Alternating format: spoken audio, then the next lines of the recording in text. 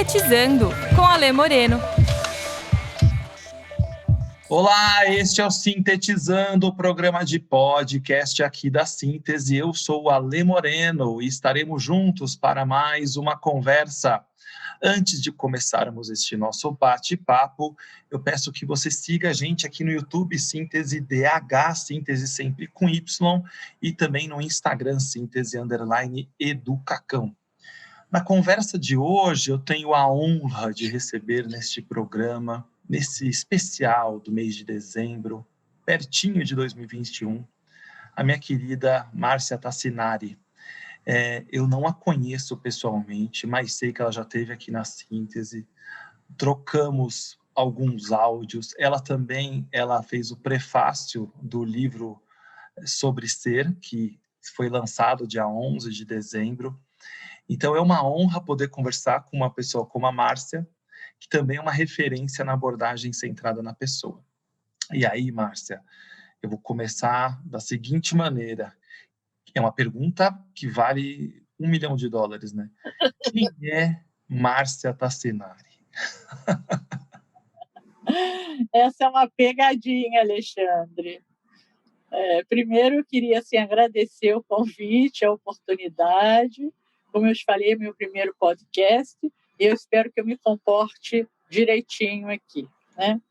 Então, é um prazer falar da minha pessoa, assim, deixa eu me apresentar em geral, né? Eu gosto de dizer que eu sou uma pessoa do século passado, digamos assim. Eu nasci em 1951, eu vou completar 69 anos agora, em dezembro, e a minha vida toda, eu praticamente me dediquei, depois de adulto, ao trabalho e às relações familiares, digamos assim. Mas antes disso, antes de chegar a ser adulto, eu até costumo brincar, eu fui criança, fui adolescente e tal, eu me interessei na vida pelo esporte da natação, que eu não aguentei ficar muito tempo, porque eu não queria competir, eu queria só nadar. E depois eu entrei para o balé aquático, que era uma piscina ao lado da piscina da natação. Naquela época, na década de 60, o balé aquático é o que hoje é chamado nado sincronizado. Naquela época, a gente não tinha competição, não fazia parte de um esporte e tal. Então, essa parte foi muito interessante de nadar, porque me socializei muito através do balé aquático, porque a gente viajava o Brasil todo, inaugurando piscinas nesse país todo, né? Em seguida, eu me dediquei, então, além do esporte, aos estudos. Então, eu passei a ser uma boa aluna. Eu era mais ou menos boa aluna, até que eu encontrei um professor, eu costumo dizer assim, que eu deveria ter seguido a matemática, porque eu era péssima aluna em matemática, mas eu encontrei um professor que conseguiu me explicar a matemática de uma forma que nenhum dos outros anteriores havia me explicado. E eu passei assim, a gostar tanto de matemática que ele queria que eu estudasse matemática. E eu pensei, eu tinha 14 anos nessa época, eu pensei, eu vou primeiro ser um psicólogo para poder ser uma boa professora de matemática. Pois bem, desde então eu entrei na psicologia e não mais saí. Mas a psicologia me despertou por esse olhar mais humanizante de levar em conta as possibilidades, né, as potencialidades da pessoa. Eu acho que foi isso que esse professor viu em mim. Eu sou muito grata a ele, ele já faleceu, mas ele me indicou um bom caminho, né? Então, assim, eu cheguei na psicologia através da matemática, é até engraçado dizer isso, né? Mas nunca me interessei em estudar matemática, ainda que tenha sido uma aluna exemplar. Eu tirei primeiro lugar em 3 anos no colégio e tal. E isso me facilitou ser uma boa aluna de estatística, que a maioria dos psicólogos detesta estatística, não aprende estatística. Então, eu fui uma boa aluna porque eu tinha uma boa base em matemática, né? Então, eu chego no meu curso de psicologia, nisso eu já casei a primeira vez, em 73, um casamento que não durou muito tempo. eu saí da faculdade de psicologia, ainda casada, e me dediquei à abordagem centrada na pessoa, também por influência de um grande amigo, que era meu professor na época, ainda não éramos amigos, e ele também me mostrou uma psicologia que eu ainda não tinha visto na faculdade, que era a psicologia humanista, e mais especificamente a contribuição do Rogers, né? E aí nós nos tornamos amigos, abrimos uma sociedade, o Centro de Psicologia da Pessoa, em 1975. Esse centro existe até hoje. Eu permaneci por lá há 35 anos. Em 2010 eu saí porque eu queria uma carreira solo. Isso é até interessante, porque eu não consigo ficar numa carreira solo. Eu sempre preciso estar rodeado de parceiros, de duplas, enfim, de grupos, que eu gosto de trocar. Eu não gosto muito. Eu tentei fazer um consultório individual, não consegui, enfim, sair, e depois eu entrei junto com outras pessoas. Enfim, então eu abri um centro de psicologia, uma instituição, foi uma instituição muito potente durante a década de 70, 80 e até 90, onde a gente fazia formação, enfim. Isso aí é um pouco a minha biografia mais profissional. Então, quando se pergunta quem é a Márcia, eu sou uma pessoa que tenho muita esperança no humano, apesar dos pesares. Eu acredito no ser humano. Eu acredito que o ser humano, muitas coisas que ele faz e que eu tenho visto fazer, de coisas, digamos, que não são benéficas para ele nem para a sociedade, eu acredito muito em função de um medo de ser ele mesmo, de um medo de não conseguir colocar em prática todos os seus desejos, todas as suas aspirações, né? Assim, porque teme ser ele mesmo, né? Então essa é uma das coisas que orienta o meu pensamento. Tem toda uma dimensão social, cultural, que atravessa as nossas vidas, que nos dificulta, né? Não basta só querer ser eu mesmo, não é uma questão de decisão própria. Eu quero ser eu mesma, né? Porque a gente tem muitos atravessamentos, né? A gente tem muitos privilégios, alguns têm muitos privilégios, outros faltam privilégios. Então, eu acho que a gente tem que levar em conta tudo isso. E quando eu digo ser a gente mesmo, eu acho que isso passa também, e isso é um pensamento não só como profissional, mas como pessoa, pela capacidade da gente de poder sentir o outro, de poder se afetar pelo outro e ser afetada por ele, né? Quer dizer, afetar o outro, ser por ele afetada, que, tecnicamente falando, a gente diria que é a nossa capacidade de compreender empaticamente o outro, né? Então, essas duas reflexões têm orientado a minha vida pessoal e têm orientado a minha prática profissional. Então, também gosto muito de dançar. Aprendi a dançar como balé aquático e depois eu gosto muito de dançar, assim, mais de me expressar, né, corporalmente. Você vê aqui como é que eu estou me mexendo e tal. Eu sou neta de italiano, uso muito as mãos e gosto muito da dança como uma expressão assim, da estética da vida, né? Mas eu não sou dançarina, não fui bailarina, mas eu gosto de dançar em geral. Ô, Márcia, eu quero voltar um pouco. Você falou do professor de matemática e depois você trouxe a questão do ser você mesmo, de sentir o outro, da compreensão empática. O quanto esse professor de matemática tinha essas questões, você reconhecia nele, ou percebia nele, que talvez tenham influenciado você, né? Como ele agia, como ele era? Então, quando eu digo assim, eu acho que ele nem sabe a metade do bem que ele me fez. Na verdade, eu tinha uma boa capacidade de memorizar. Então, a matemática eu decorava. E aí eu já tinha 13 ou 14 anos, e aí que eu descobri, através dele me ensinar, que uma multiplicação era uma soma. É um vexame, isso eu não tinha ainda percebido. Eu decorava boa a tabela toda, eu decorava toda a tabuada, né? Então, ele deve ter visto, eu imagino, que ele viu em mim algum potencial. E ele, então, começou a me ensinar o básico. Ele não supôs que eu deveria saber isso. Ele foi aonde eu estava. na minha fragilidade, Eu já tinha dito para mim mesmo, eu não dou para isso, nunca vou aprender matemática. Então, eu era uma aluna medíocre, eu passava, como se falava, raspando. Eu era medíocre. E eu acho que ele viu que eu podia ser, que eu não deveria ser medíocre. Eu acho que ele apostou em mim, que ele viu em mim. E isso, assim, nos outros anos, nos 3 anos do segundo grau, na época, né? Eu fui a primeira aluna do colégio, eu tirei 10 todos os anos. Então, assim, a matemática se abriu para mim. Mas não foi a matemática, foi essa aposta dele em mim que me empoderou, que me potencializou. Eu assim que eu entendi mais tarde, né?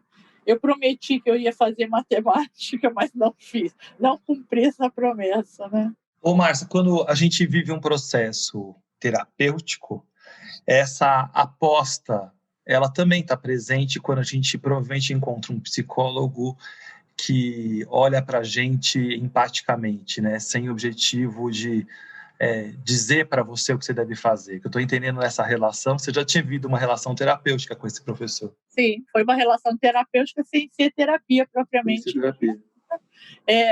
Depois eu tive, assim, eu fiz um memorial aí que eu fui apresentar um trabalho, assim, uma biografia mais profissional, e eu disse, foi esse professor, e o segundo foi Rogério Ruiz, em que eu encontrei na faculdade. Quando eu encontrei, eu estava no 3º período de psicologia. Eu estudei na PUC do Rio de Janeiro, e os 2 primeiros períodos, eles são ciclo básico, aí você aprende filosofia, matemática, pedagogia, estatística, né?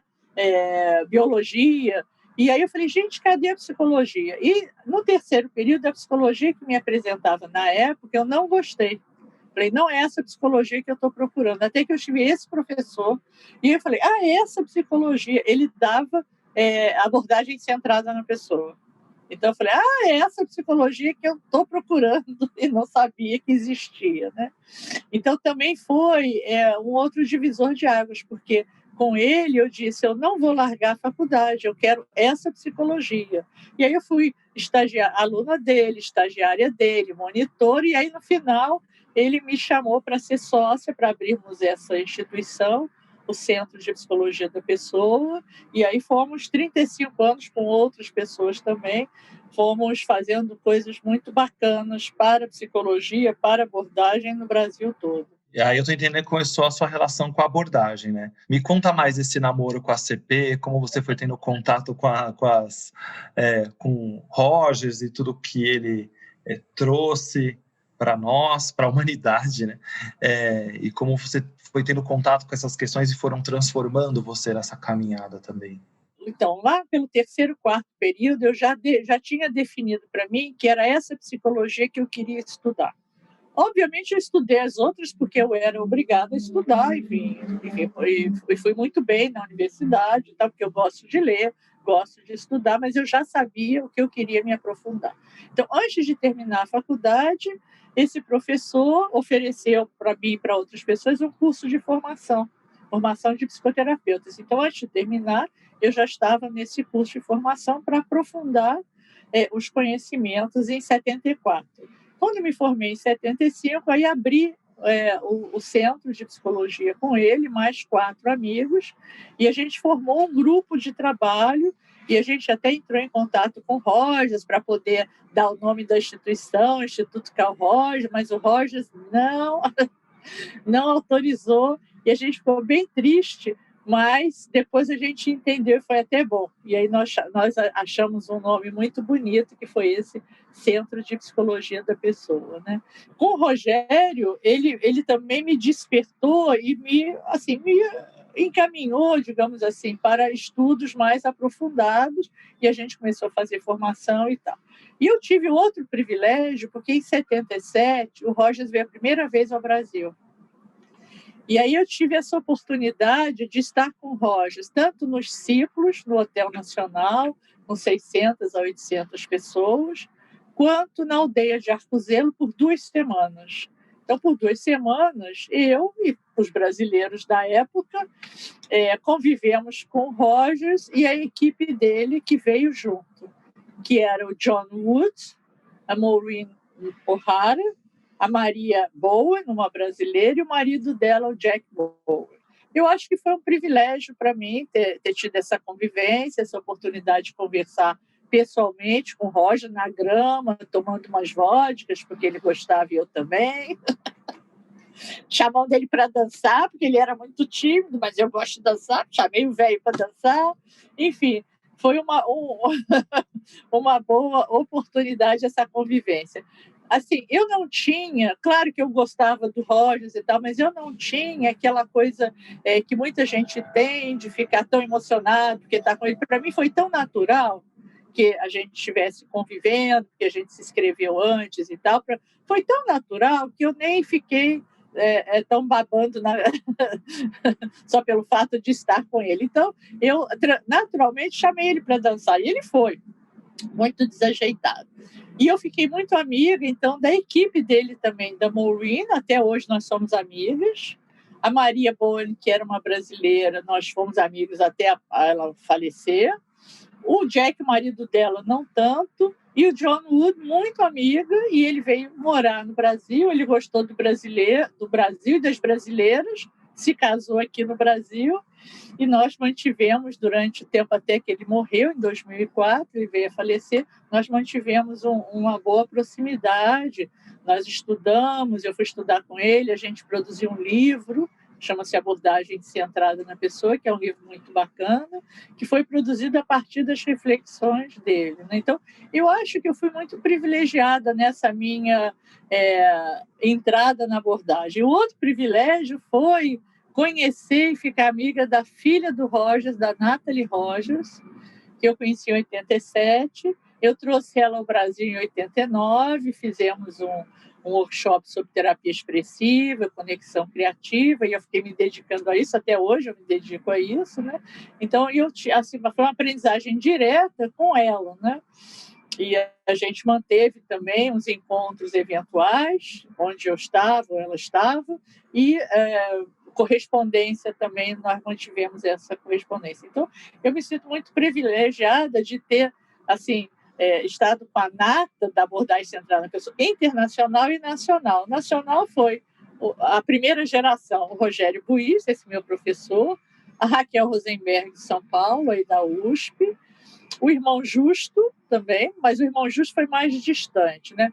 Assim, as minhas referências nacionais foram a Raquel Rosenberg e o Rogério Buiz, né?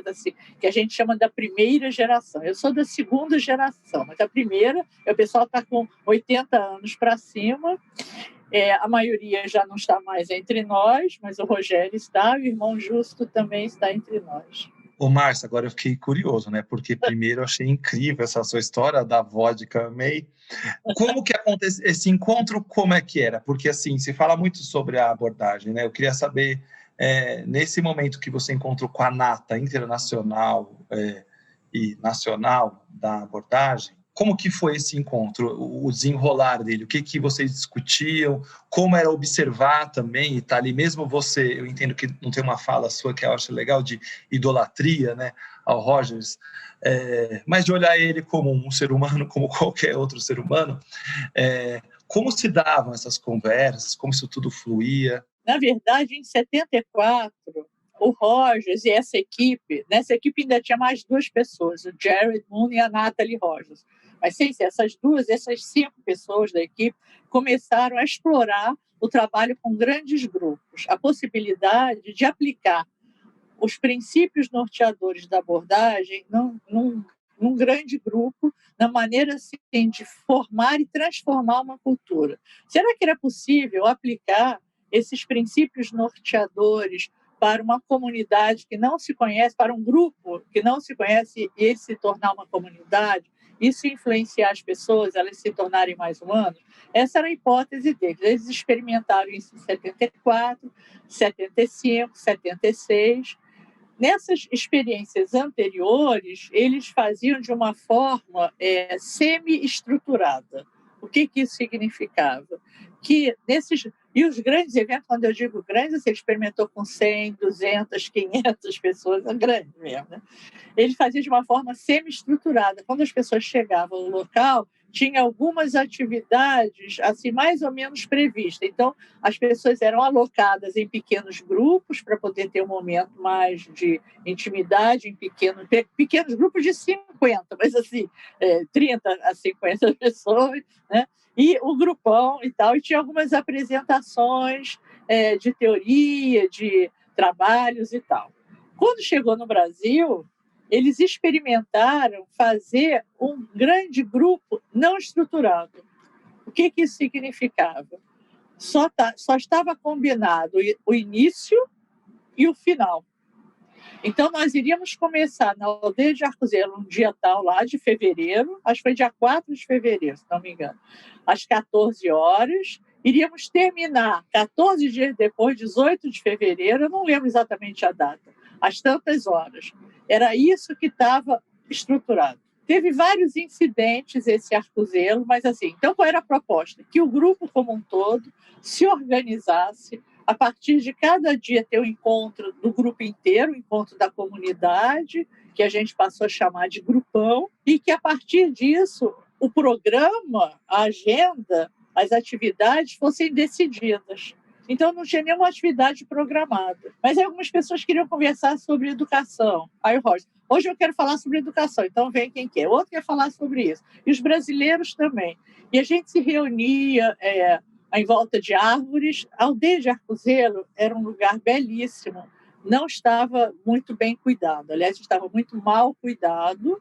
Isso foi algum dos problemas lá que a gente teve que lidar, né, e teve que ajeitar, porque a aldeia não cabia todo mundo, e teve que caber todo mundo, e a gente teve que fazer algumas coisas, o que significa que todas as pessoas que estão, todas não, mas todas as pessoas que se sentiram pertencentes ao trabalho, à proposta, fizeram de tudo para dar certo, né? Então, por exemplo, tinha lá um problema na alimentação, a gente comia de bandejão, mas não tinha bandejão para todo mundo, aí tinha uma fila enorme e tal.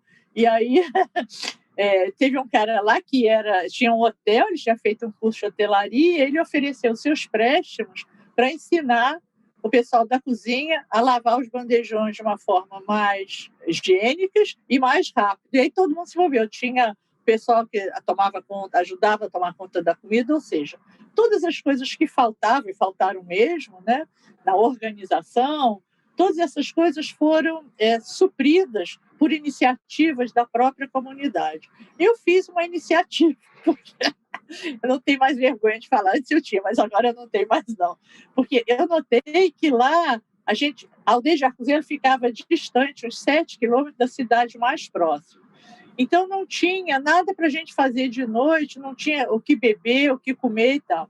E aí eu tinha carro, eu peguei lá algumas pessoas, a gente fez uma vaquinha, e íamos na cidade próxima e compramos cachaça, vodka, cerveja, refrigerante, salgadinho e tal, e trazíamos. E fizemos um bar centrado na pessoa. Então, cada um pagava e tirava. As pessoas, mas se você é doido, vai perder o dinheiro. Eu falei, não, vamos experimentar. Se neguinho não pagar, eu vou me retirar. Mas você sabe que todo dia de manhã a gente recolhia o dinheiro e via que às vezes estava até sobrando, e aí a gente ia e comprava mais. Enfim, no final, porque isso não foi feito no primeiro dia, foi feito uns 3, 4 dias depois. No final, sobrou até um pouco de dinheiro, ou seja, ninguém roubou dinheiro e foi...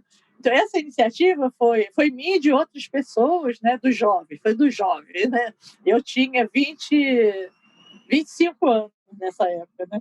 Então, foram dos jovens que falaram, falta isso aqui, então vamos providenciar, né? Então, foi uma experiência muito interessante sobre vários aspectos. Então, o que acontecia lá? Grupos de encontro, grupos grandes, grupos de dança, bate-papo.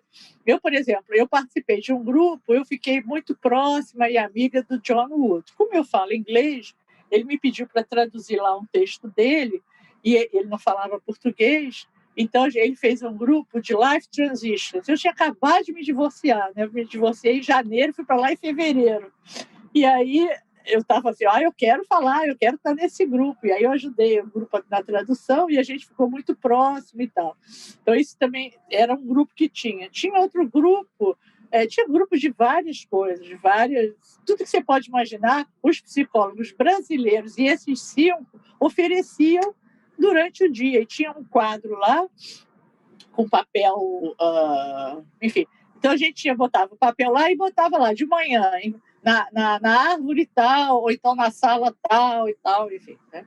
Então eu, por exemplo, nadava todas as manhãs. Tinha uma piscina perto do meu quarto, eu nadava porque eu gosto de nadar.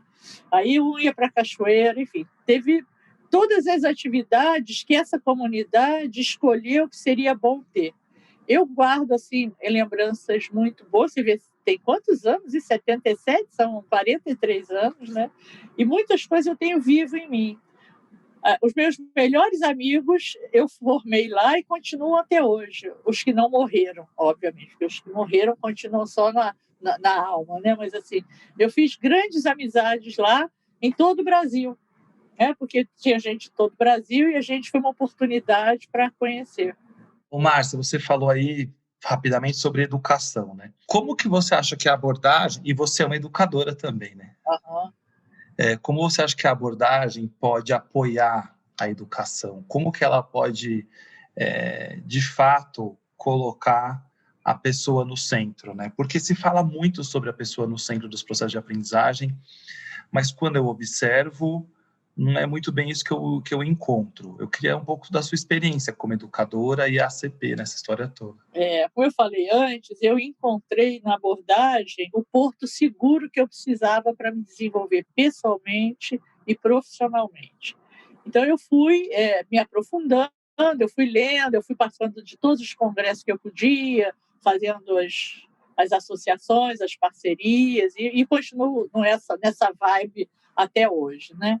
Então, eu sempre me preocupei com a possibilidade, me ocupei com a possibilidade da gente ser um docente, no caso meu, eu só dou aula no 3º grau, que incentivasse as pessoas a usar seus recursos, suas possibilidades. Só que as universidades, eu sempre estive em universidades particulares.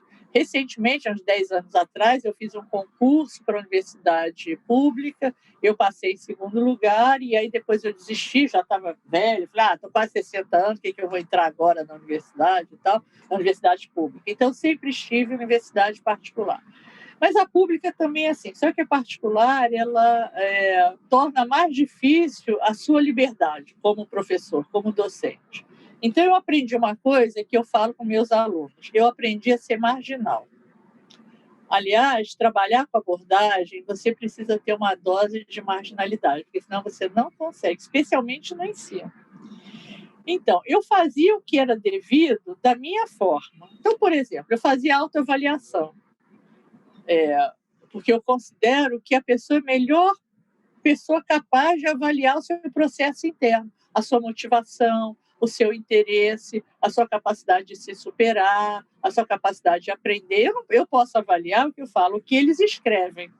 Isso eu posso avaliar, se está correto, se é incorreto. Então, eu fazia um misto entre a minha avaliação do que eles escreveram e a autoavaliação deles, uma autoavaliação comentada, não uma nota só, mas justificada que eu falava. E eu dividi a nota por 2.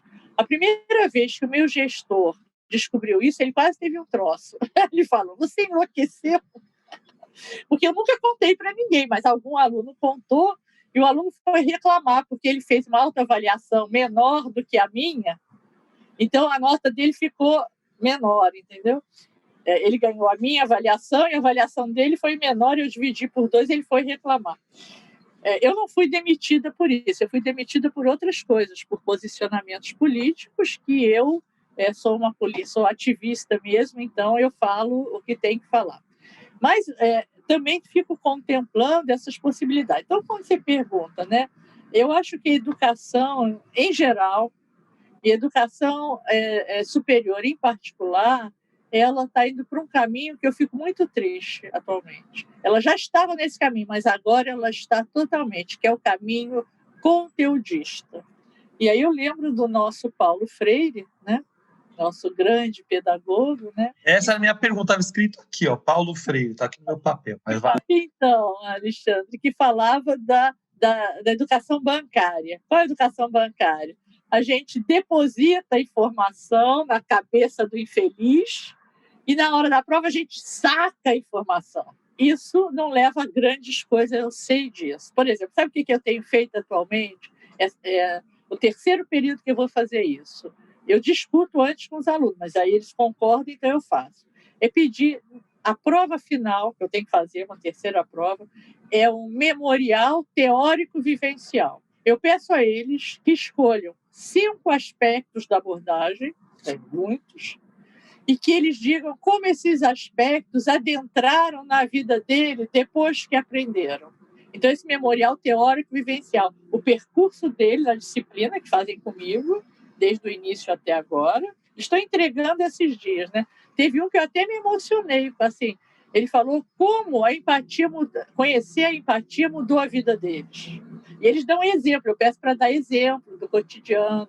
Então, a menina deu esse exemplo, que o avô dela estava internado, não queria fazer fisioterapia, ele estava muito preocupado, todo mundo brigava com ele. Aí ela falou, deixa eu conversar com ele. Ela conta isso. Aí eu lembrei de você, Márcia. Aí fui lá e falei, você está com muito medo de ser machucado, você está com muito medo que você não fique bom? Ele falou, minha filha, você foi a única que entendeu isso. Bom, depois dessa conversa, ele deixou fazer fisioterapia. Ela deu um exemplo, né? Então, por aí. Então, atualmente, eu faço essas ousadias. Vale dizer que no início da minha carreira eu não fazia tanta ousadia, porque eu ainda não tinha tanto respeito institucional. Atualmente eu publico muito, eu sou convidada para N congressos, então eles não têm coragem de me demitir. Então eles têm que me aturar. Mas, normalmente, eu fiquei 15 anos, eu fico 14, 15 anos nas instituições. Isso significa que eu aprendi a ser marginal e ser respeitada. Assim. Então, assim, eu faço o meu ensino centrado a partir das limitações que me são impostas na instituição. Então, assim, tem frequência. Então, assim, eu faço chamada aqui e ali. Às vezes não faço, falo, você faltou quantas vezes? Eu pergunto a eles me falam. Eu tenho que dar nota. Então, a nota é com um trabalho de reflexão. Eu nunca pergunto o que é isso, qual ano que foi isso, não. Eu sempre convido eles a refletirem além, né? Por exemplo, eu dei aula de plantão psicológico e a prova foi criar um projeto de plantão. Aí não dá para ver na internet, não dá para copiar em lugar nenhum, tem que pensar, tem que ir além, né? Então, um pouco assim, eu me baseei no Paulo Freire e o Rogers fez uma proposta do ensino centrado no estudante. Né? E aí você voltou para o Freire e para o Rogers, e a minha pergunta era essa, como que você vê pontes entre o que o Paulo Freire falou e escreveu e o que o Rogers escreveu? Tem muitas, né? Mas nossa, cara, eu vejo totalmente. Eu soube que no início, quando as pessoas começaram a perceber isso, o Paulo Freire não gostou, porque o Paulo Freire era, enfim, da esquerda e ele tinha uma reflexão que o americano era imperialista, né? Então ele achava que não queria aproximação com o Rogers. Mas era tão evidente, eu tenho uma dissertação de mestrado da minha amiga, Maria Irene, que ela faz a comparação de Rogers com o Paulo Freire e achando assim, tem mais semelhança que diferença. Claro, tem as coisas culturais lá do Rogers, tá? O Rogers era voltado só para a educação de terceiro grau, né, superior, o Paulo Freire era para a educação básica, enfim, tem essas diferenças, esses aportes diferentes, mas a ideia é exatamente o Rogers não falou em educação bancária com esse nome, mas ele falou com outro nome, né? Ele falou que era uma educação só voltada para o conteúdo, e que ele vai propor o quê? Ele vai propor aprendizagem significativa. O que é aprendizagem significativa? Aquela que faz sentido para a pessoa. Quando você olha para as posturas que o Rogers propôs, né? Qual que mexe mais com você, que você olha assim, essa aqui... Você contou desse aluno, e por isso que eu estou pensando, a empatia tocou e ele se percebeu. E qual que toca você profundamente? Eu não quero desassociá-las, eu sei que elas caminham juntas, mas se pudesse escolher uma para se olhar, qual que mexe contigo e por quê? Sempre eu fiquei um pouco reflexiva com a questão da congruência. É claro, as três estão juntas, não tem nenhuma dúvida a esse respeito e tal. E eu sempre vi algumas coisas serem feitas em nome da congruência que eu considerava inadequado. Por exemplo, ser congruente é dizer o que pensa, é dizer o que vem na cabeça. Quem diz o que vem na cabeça ou não tem educação, ou é impulsivo, ou as duas coisas juntas, o que é pior. E depois eu comecei a ver, assim, essa era a questão. A segunda questão era que era difícil ensinar congruência, obviamente, porque é um jeito de ser. E os meus alunos tinham dificuldade de usar a congruência em benefício da relação. Então, essa era a segunda observação. A primeira era de assimilação, de distorção. A segunda era da dificuldade de assimilar essa atitude. A terceira, aliás, são 4. A terceira era de fazer coisas, está ligada à primeira, em nome da congruência, que eu achava inadequado. E aí eu encontrei no meio do caminho uma das pessoas que está trabalhando comigo, o André Neres, que tinha outras questões em relação à congruência, e nós ficamos uma tarde inteira discutindo se existia diferença entre congruência e autenticidade. Ele por um caminho, eu por outro. Nós estamos até escrevendo sobre isso, já estou dando um spoilerzinho, nós estamos escrevendo, porque a gente viu que essa condição ela é muito complexa. Por exemplo, eu estou fazendo a revisão do que o Rogers escreveu. O Rogers deu uns 8 nomes para ela: congruência, sinceridade, autenticidade, genuinidade, realismo. Eu pensei, por que o Rogers foi falando outros nomes? Será que ele esqueceu? Será que ele fez confusão? Não.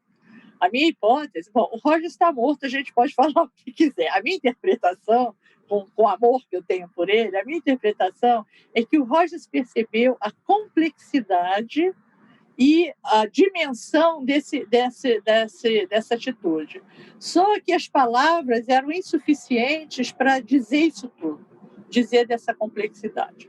Então, eu costumo dizer, Alexandre, assim, com a maior arrogância possível, que o Rogers lançou algumas sementes e deixou que as pessoas cuidassem disso. Essa semente ele mandou para mim e para o André, para destrinchar, para parar as arestas sobre a congruência. Então, assim, das 3 atitudes, a que mais me mobiliza é a congruência, porque muitas vezes é ela que me salva.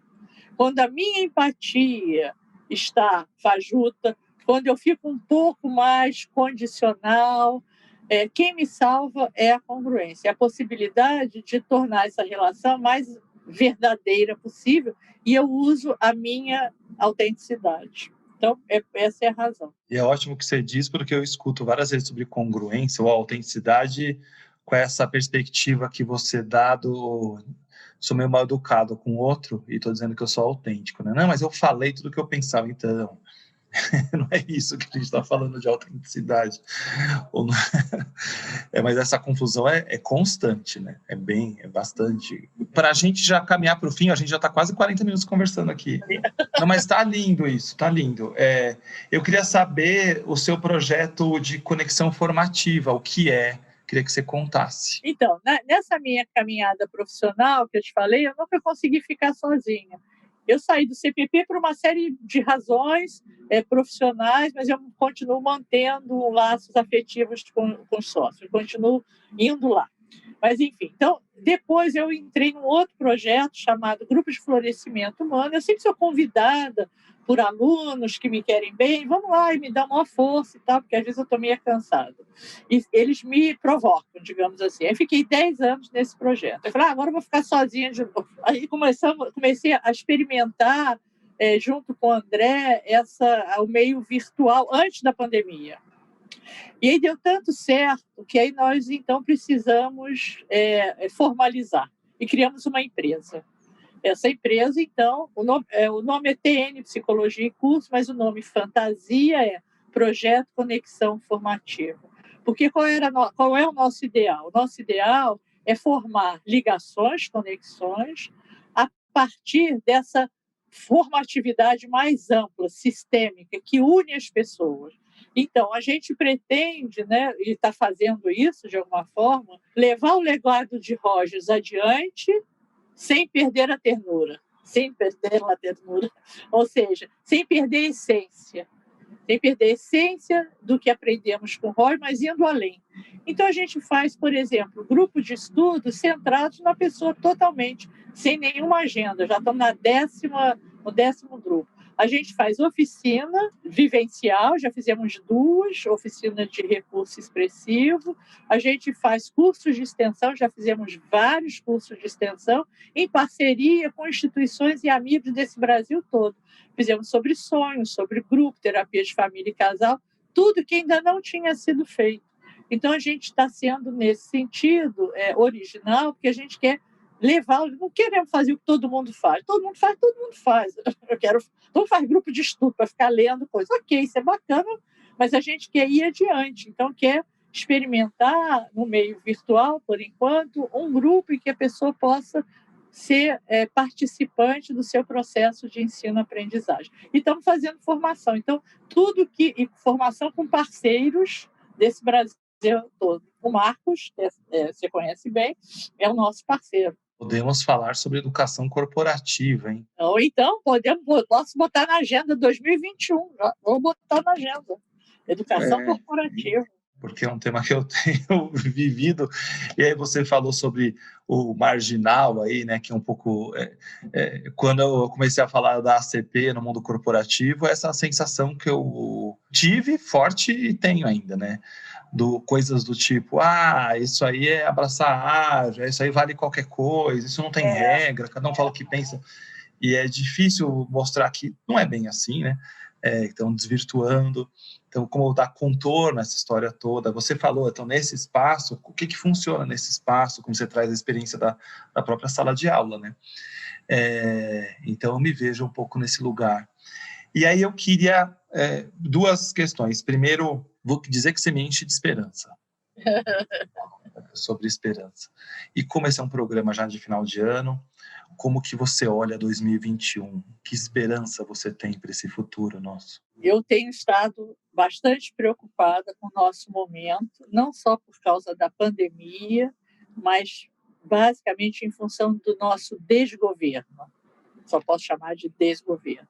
E o Rio de Janeiro ainda foi duplamente castigado, mais do que outros. São Paulo também foi, mais do que outros estados, em termos de, enfim, das políticas públicas e dos políticos propriamente dito. Então, isso me preocupa. Agora, ao mesmo tempo, eu tenho percebido, isso eu queria compartilhar com você, que a abordagem ela floresce mais nos momentos difíceis. Isso a gente tem visto ao longo da história.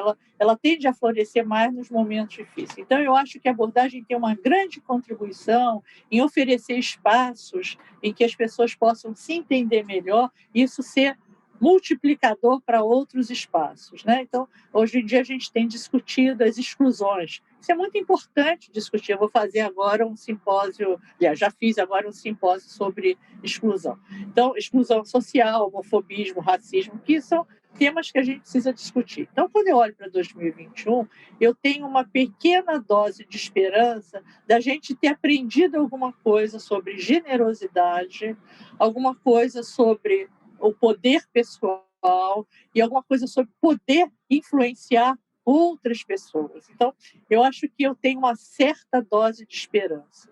Eu li um livro que se chama Hope is Imperative. A esperança é imperativa, ou seja, você tem esperança não de esperar, mas de esperançar. Não de ficar esperando, né? Mas de esperançar, né? De poder esperar uma ação, uma coisa de ação, e não uma coisa de ficar sentado esperando. Então, eu tenho uma dose de esperança. Eu já fui mais esperançosa, mas dada a situação que a gente está vivendo, isso diminuiu um pouco, mas não acabou com a minha esperança. Mas você me deu esperança hoje. Eu fico feliz por isso. Como que você sai dessa conversa e como as pessoas te encontram? Encontram o projeto? Você podia contar um pouco? Primeiro, foi um prazer poder conversar com você e saber que você tinha interesse em saber quem eu sou e por que caminhos eu trilhei. 2, foi bacana saber que alguma coisa fez sentido para você. Agora, o que mais fez sentido foi você ter me dito, e eu acho que saiu de dentro, que você teve um pouco mais de esperança através da nossa conversa. Isso me deixa bem bacana. bacana, e eu agradeço muito. Eu fico muito feliz. E como as pessoas te encontram, Márcia? Ou se quiserem se conectar ao projeto, participar de alguma imersão? Como que... No Instagram, @Conexão Formativa, sem o tio, né? Eu tenho o e-mail da Conexão Formativa, da Sinari Neres com Y cursos, @gmail.com. E o telefone da Conexão, não sei de cor, mas eu posso dar o meu, que é o 21 99135 0147. Márcia, eu quero te agradecer muito, muito, muito, muito. Foi um papo muito gostoso, muito lindo, assim. Aprendi demais com você. Fiquei feliz pela história da natação, do professor de matemática, e das bebedeiras com o Rogers. Os golinhos. Golinho dele tomando uma branquinha. Achei espetacular. Para quem está ouvindo esse programa, se você curtiu, compartilhe com seus colegas, com seus amigos. Vamos espalhar esperança pelo mundo com essa prosa deliciosa com a Márcia. Siga a gente aqui no YouTube Síntese DH e também no Instagram Síntese_Educacão. Ô Márcia, que música que você gostaria que eu terminasse esse programa? Ah, meu Deus, eu adoro João e Maria, do Chico Buarque. Agora eu era herói e o meu cavalo só falava inglês. Márcia, querida, muitíssimo obrigado mesmo. Foi lindo. Amei. Agora eu era herói e o meu cavalo só falava inglês. A noiva do cowboy era você, além das outras três. Eu ia enfrentar.